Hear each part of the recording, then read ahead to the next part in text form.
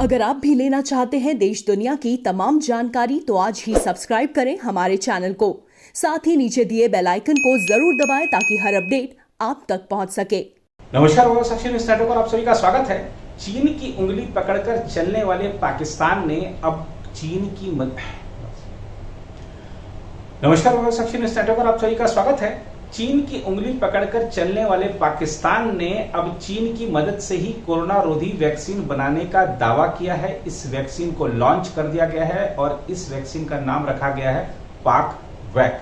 लेकिन पाकिस्तान ने दुनिया को यह नहीं बताया है कि इस वैक्सीन का कितने लोगों पर क्लिनिकल ट्रायल किया गया, उस क्लिनिकल ट्रायल के परिणाम क्या रहे और ये जो वैक्सीन है कितनी असरदार है, इसके प्रभाव क्या है, इसके बारे में दुनिया को कुछ नहीं बताया गया है। बस सिर्फ ये दावा कर दिया है कि हमने भी कोरोना रोधी वैक्सीन बना ली। दुनिया भर के चिकित्सा वैज्ञानिकों को कोरोना रोधी वैक्सीन बनाने में लगभग 1 साल का समय लगा, लेकिन पाकिस्तान में ये जो कोरोना रोधी वैक्सीन बनाने का दावा किया गया है, इस पर काम अप्रैल में शुरू हुआ था और जून की शुरुआत में कह दिया गया कि हमने तो वैक्सीन बना ली।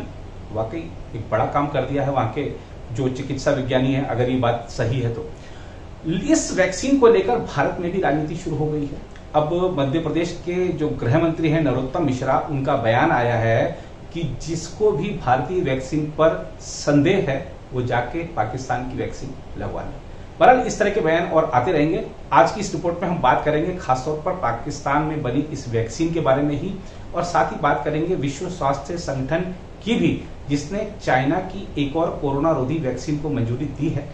और भी कुछ बताएंगे पाकिस्तान से आई बड़ी खबरों के बारे में, लेकिन शुरुआत करते हैं पाकिस्तान की वैक्सीन से।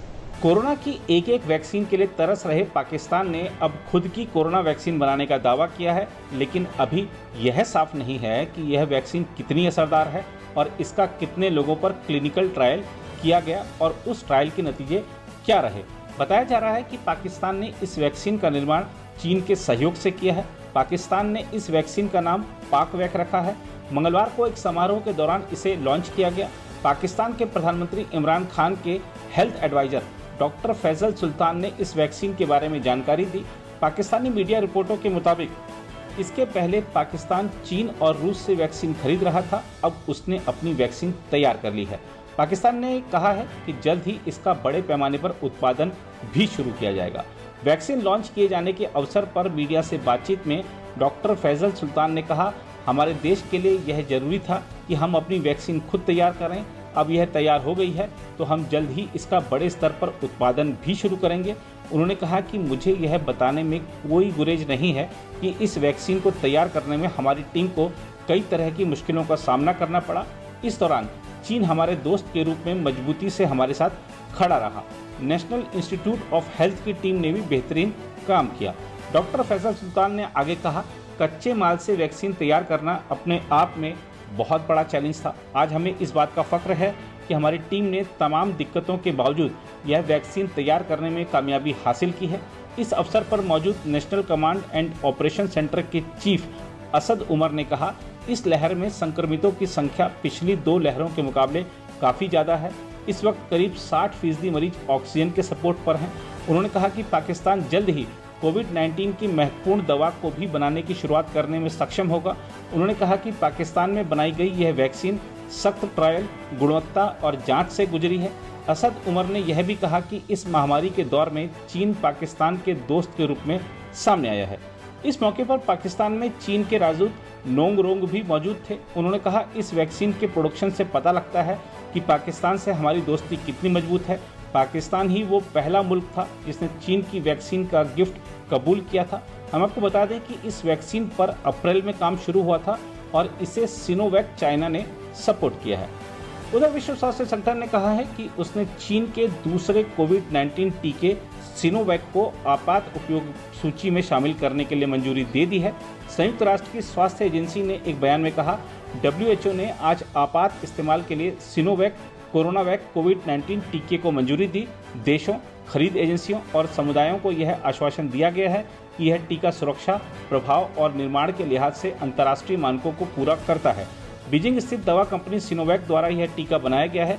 WHO के सहायक महानिदेशक डॉक्टर मरिया जिला सीमाओं ने कहा, दुनिया को कई कोविड-19 टीकों की सख्त जरूरत है। हम निर्माताओं से कोवैक्स कार्यक्रम में भाग लेने, अपने ज्ञान और आंकड़े को साझा करने और महामारी को नियंत्रण में लाने में योगदान करने का आग्रह करते हैं।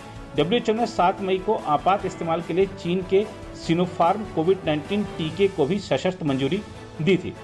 इस बीच पाकिस्तान से एक और बड़ी खबर है कि खैबर पख्तूनख्वा प्रांत की सरकार ने बॉलीवुड के मशहूर अभिनेता दिलीप कुमार और राज कपूर के पेशावर स्थित पैतृक घरों को खरीदने की मंजूरी प्रदान कर दी है, जिन्हें संग्रहालय में तब्दील किया जाएगा। पेशावर के जिला आयुक्त कैप्टन खालिद महमूद ने अभिनेताओं के घरों के वर्तमान मालिकों की आपत्तियों को खारिज कर दिया और दोनों घरों को पुरातत्व विभाग को सौंपने के आदेश दिए। जिला आयुक्त कार्यालय की ओर से जारी अधिसूचना के मुताबिक यह जमीन अधिग्रहण करने वाले विभाग के नाम रहेगी, यानी निदेशक पुरातत्व और संग्रहालय। प्रांतीय सरकार ने राज कपूर के आवास की कीमत 1.5 करोड़ रुपए, जबकि दिलीप कुमार के घर की कीमत 80 लाख रुपए तय की। हालांकि राज कपूर की पैतृक हवेली के मालिक अली कादिर ने 20 करोड़ रुपए, जबकि दिलीप कुमार के पैतृक घर के मालिक गुल रहमान ने संपत्ति के लिए 3.5 करोड़ रुपए की मांग की थी।